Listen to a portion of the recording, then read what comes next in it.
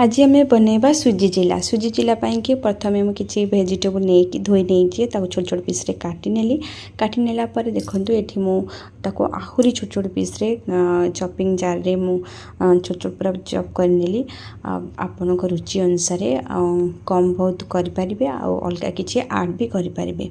सुजी चिला ना जमती टेस्ट भी सेमती टेस्ट अनुसार छोट हूँ बड़ हूँ समस्ते खाइबा भल पाती जेहेतु छोट पिला आम करुचे से राग कम दे कर नबा आ बड़ लोक कला बेले टिके राग अधिका आड करके आम कर ये एमती टेस्ट लगे जोड़ा टिफिन बस रे देले भी पिला आराम से स्कूल टिफिन पूरा फिनिश करके आसे आ टेस्ट बढ़िया ही थाए। सुजी चिल्लार पूरा वीडियो आप देखा चाहूँ तले छोट प्ले बटन अच्छे ताकू दबातु फुल वीडियो देखु।